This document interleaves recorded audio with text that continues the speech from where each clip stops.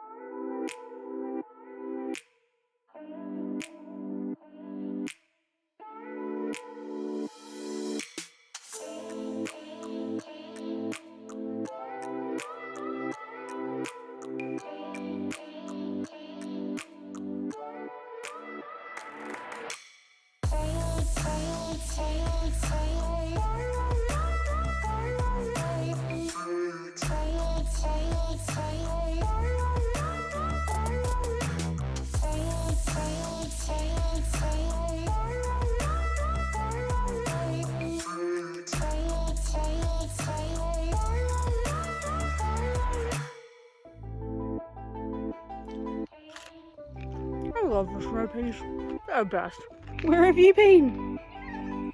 Oh, so many things attached to you. Zoe, what you got all over your face? Where have you been? Where have you been?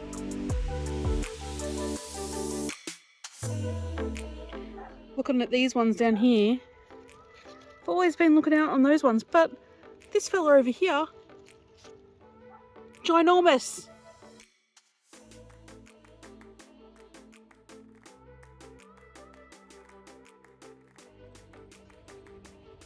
Wow! Now all these snow peas that you see beside me were actually all volunteers, and we've spoken about that before, and it was just crazy. We didn't plant these ones, they were just from the last lot that grew, and they just grew that intense. We ended up having to do these TP bamboo shoots everywhere. But they've worked out really well, and they look quite nice. Oi, stop eating the grass.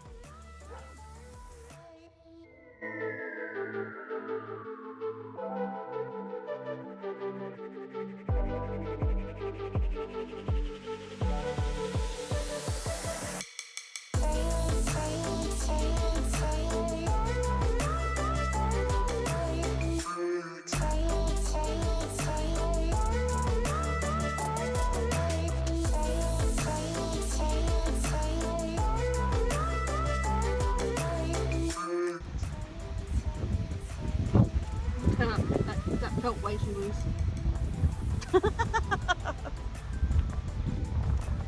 A little bit premature, a little bit. It felt like these were quite large. Anyway, I don't think you can put it back. No, I don't think you can put it back. There is 5 bees. 5 bees in that one plant. Having a little party. So we've had something super ridiculous and quite dangerous happen this week. I walked out of our study and I found a baby brown snake in the house. So the cat has gone out and brought a baby snake into the house. So I don't know, for those of you who aren't aware, brown snakes are one of the most dangerous snakes in the world, and the baby versions of these can be sometimes almost more dangerous than the adult versions. So it was a little bit crazy to be in shorts and no shoes and step out into our walkway and find a snake that was looking not too happy to be there. So we had to grab the cat real quick. We didn't know if he'd been bitten yet or not, and get him out of the way, deal with the snake, and then move on with figuring out what to do with the cat. So I think most of you who watch our channel are aware that Mo spent the first 5 years of his life as an inside cat. He hadn't really been out in the world, so we've been really excited to get him outside and learn what it's like to be an outdoors cat.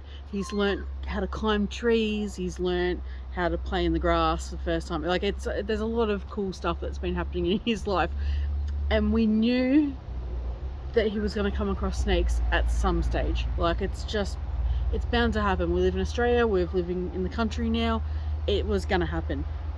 But I really didn't expect that the snake would be inside the house. So once we've got the snake situation sorted, we have got onto the vet. The vet that lives in this town is closed on the weekends, and a couple of towns over they take it in turns, who is the emergency contact on the weekends. So we didn't know if he'd be bitten. I was pretty confident that he hadn't, but I hadn't seen him bring it in. I hadn't seen him playing with it. All I saw was when I stepped out into that hallway, he looked like he'd kind of gotten bored with it at that point and was walking away before I found it. So we just didn't want to go off my maybes, so we bundled him into the car and took him 20 minutes to the next town over to go check out the emergency vet there. Then we had to make a decision whether we were just going to give him the anti-venom anyway, which cost about $800. It was crazy, and money isn't the defining reason why we made choices that we did, but you know, it didn't help either. So we had the vet take a look over him. We hung out there with her until the first 2 hours was up, because they reckoned that most things that are going to happen in the first 2 hours. And then she did a bunch of tests on him and he seemed to be all clear. So we decided that we wouldn't give him the anti-venom, we would just take him home and keep a really close eye on him, because for the next 24-48 hours there's still a slight chance that something could happen. So after a very sleepless evening, we got through it and he's fine. He's running around, no worries. However, we've made the choice that he's going to be staying in the house for a little while.